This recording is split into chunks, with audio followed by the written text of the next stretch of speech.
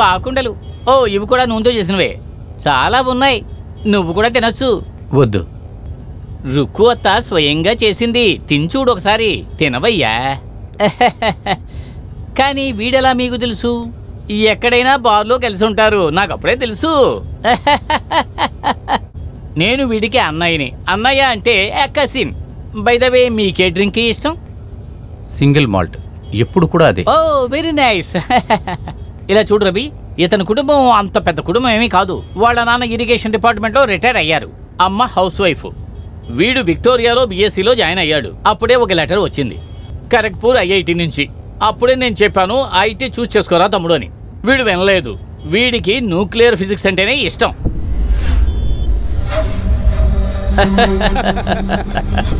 నాకు ఇప్పుడు కూడా గుర్తుంది. వీడికి 10 ఏళ్ల వయసున్నప్పుడు దీపావళికి పొంగలికి పక్కింటి పిల్లలందరూ శివకాశి టపాసులు వీడికి తెచ్చి ఇచ్చేవారు. సూర్యకారం, గంధకం, బ్యాటరీలో ఉండే కార్బన్ మొక్కలు ఇంకా కొన్నిటిని కలిపి బాంబులు తయారు చేసేవారు. ఇదే వాళ్ళ టెక్నిక్. దీపావళి రోజున మా వీధిలో వినపడే ఆ టపాసుల శబ్దం ఇంకెక్కడా వినపడదు. ఆ రోజు పటాసు, ఈ రోజు బాంబులు, అంతే డిఫరెన్స్. వీళ్ళ ఇంట్లో ఉండే అందరూ అంటే కూడా నాకు ఇష్టం. వీళ్ళ చెల్లెలు ఉందే, నయనతార ఉందే, ఎన్ఎస్ఎస్ కాలేజీలో లెక్చరర్. కాసేపు ఊరికే ఉంటారా? ఏంటి తమ్ముడు, నీ ఫ్రెండే కదా రవి. బై రవి, నువ్వు ఎక్కడ పనిచేస్తున్నావు? ఏ డ్రీమ్ స్ట్రక్చర్స్. ఓహో, చాలా ఫేమస్ అయిన కంపెనీ కదా. నాకేమో ఆస్మా రోగం. ఇంతకీ నీకు ఇన్సూరెన్స్ తీసుకోవడం ఇష్టమేనా? నేను ఒక insurance agent, true life insurance company. దేశం పాడైపోయింది బాబు. ఎక్కడ చూసినా టెర్రరిస్ట్ అటాక్లు, బాంబ్ బ్లాస్ట్లు, సునామీ, భూకంపం. సరే అది వదిలేయండి. ఏదైనా బారుకు వెళ్దామా, లేదంటే ఏదైనా ప్రైవేట్ ప్లేస్? అన్నా అలాంటిది ఏం లేదు. మర్యాద ఎందుకురా? మనం ఇంతకుముందు కలిసి తాగింది లేదు, అది నిజమే. అయితే ఇప్పుడు ఎందుకు మొదలు పెట్టకూడదు? ఈ రోజు నరక చతుర్దశి, అమావాస్య రెండు కూడా కలిసి వచ్చిన రోజు. The day of devil.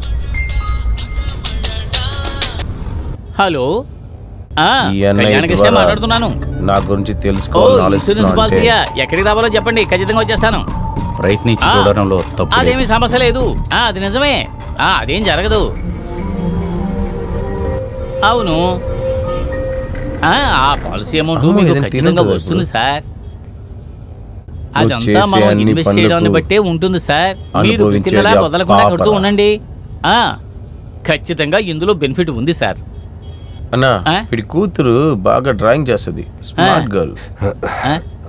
అంటే మాకు చిన్న పని ఉంది పక్కన. ఓ, మీరు మీ ఇన్సూరెన్స్ ని చూసుకొని ఒక బాటిల్ కొని పెట్టేలోపు మేము వచ్చేస్తాం. ఇక్కడే పక్కనే ఒక చోటుకి వెళ్ళొస్తాం. దానికే ఉంది, నేను వెయిట్ చేస్తాను. మీరు వెళ్ళిరండి. నేను నా క్లయింట్ని చూసి బాటిల్ని తీసుకుని అదిగో ఆ జంక్షన్లో నిలబడతాను. ఆ పక్కనే ఒక బెవరేజ్ షాప్ ఉంది. క్యాష్ నా దగ్గర కార్డే ఉంది, అది తీసుకోరు కదా. తమ్ముడు, నీ దగ్గర క్యాష్ ఉందా? రే లెక్క రాసుకో, నేను తర్వాత ఇచ్చేస్తానులే. ఫుడ్ మాత్రం మీరే తీసుకురండి. నేను ప్యూర్ వెజిటేరియన్, అది మాత్రం మీరు గుర్తుంచుకోవాలి. పోర్క్ ఉంటే మాత్రం కొద్దిగా తీసుకురండి. ఆపండి ఆపండి ఆపండి. సరే, మీరు వెళ్ళిరండి. వీడికి ఏమైంది? ఏదో సమస్య అనుకుంటా. తమ్ముడిని ఇటువంటి మూడు నేను ఇప్పుడు చూడలేదే. ఏమైతే వెళ్ళే, మనకి మాత్రం ఒక స్మాల్ దక్కుతుంది. రైల్వే స్టేషన్లోను, సినిమా థియేటర్లోను, ఇటువంటి చోటుల్లోనూ టికెట్ తీసుకోవడానికి క్యూలో నిలబడాల్సి వస్తుంది. ఎంత జనం, ఎంత ఓర్పు. ఈ ఊళ్ళో మాత్రమే ఇలా ఉన్నారు. బాబు, కేరళలో జింక బొమ్మ వేసి ఒక బ్రాండీ ఉంటుంది. ఆ బ్రాండ్ ఇక్కడ దొరుకుతుందా చెప్పు? తెలియదు సార్. వీళ్ళంతా ఎప్పుడు బాగుపడతారో ఏమిటో. మన కార్పొరేట్ లోకంలో ఉండే పావునిచ్చిన ఆటలో నువ్వు ఎలా అంతా ఎక్కి గెలిచావనే దాని గురించి ఓడిపోయిన నాకు తెలుసు. కృష్ణమూర్తి సార్ కూడా చెప్పేశారు. ఇప్పుడు నవీన్ కృష్ణమూర్తి నా టార్గెట్ ఏంటని తెలుసుకోవడానికి అన్నయ్యతో మాట్లాడి తెలుసుకోవాలని చూశారు. పాలక్కాడ్లో ఉండే ఆయన్ని పెట్టి నువ్వు ఆడుకోవాలని చూస్తే దానివల్ల ఇబ్బంది పడేది నీ కూతురు అనేది మర్చిపో. మాకు నీ తప్పైపోయింది అబ్రహాం. నీకు ప్రమోషన్ వస్తుంది అనుకుంటున్నా.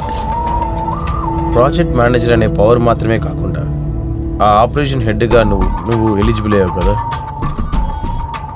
నవీన్ కృష్ణమూర్తి నీ కొత్త బాస్. మంచి చోటని గట్టిగా పట్టుకున్నావు నన్ను ఇసిరి పడేయడానికి. నువ్వు అనుకుంటున్న దానికంటే నా నెట్వర్క్ చాలా పెద్దది అబ్రహాం, అర్థమవుతుందా? Now stop. నీ కంపెనీ యొక్క లేదంటే నీకు ముఖ్యమైన ద మోస్ట్ కవర్డెడ్ ప్రాజెక్ట్, నీ లగ్జరీస్ అయిన లైఫ్కి నీకు దొరికిన ఓపెన్ టికెట్, వైప్ ఇన్ చెరాయ్ రూట్లో వచ్చే ఓవర్ బ్రిడ్జ్, దాని యొక్క బ్లూ ప్రింట్. ఇదిగో నీ డ్రీమ్ ప్రాజెక్ట్ యొక్క బ్లూ ప్రింట్. రవి, ఇది మన ఇద్దరి మధ్య మాత్రమే ఉండవలసిన రహస్యం. ఇది బయటకు వెళ్ళిందంటే నాకంటే నువ్వే ఎక్కువగా నష్టపోతావు. If your wish, wipe in పోరో లింక్ బ్రిడ్జ్. నాకు తెలుసు సార్, ఈ బ్రిడ్జి కట్టడం మొదలుపెట్టినాక ప్రజలందరూ అర్థం చేసుకుంటారు.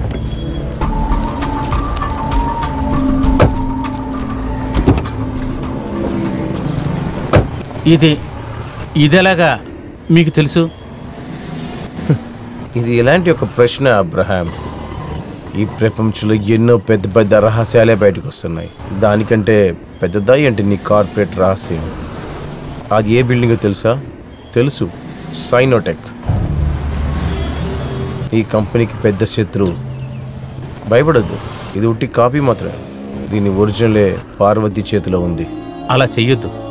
అలా చేస్తే నాశనమయ్యేది నా కెరీర్ మాత్రమే కాదు, ఈ సిటీకే జరగబోయే ఒక మంచి పని. అది నువ్వు అర్థం చేసుకో. ఈ సిటీలోంచి ప్రజలకి ట్రాఫిక్ లో ఒక రిలీఫ్. ఈ సొసైటీ మీద నీకు అంత ప్రేమ ఉందా అబ్రహాం? చూస్తే అలా కనబడతలేదు. సరే, అలాగైతే పార్వతికి కాల్ చేసి చెప్పు అది ఇవ్వద్దని చెప్పి. సైనోటెక్ ఎండి మాథ్యూస్ సార్ క్యాబిన్లోకి తను వెళ్లే ముందే you still have time.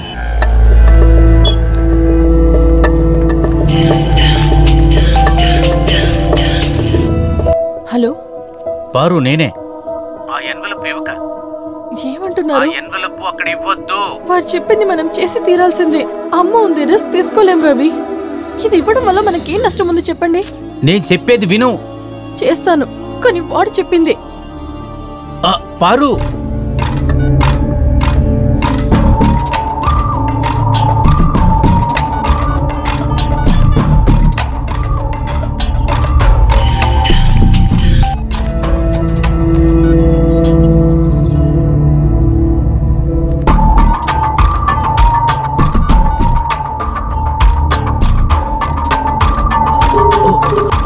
pick the phone.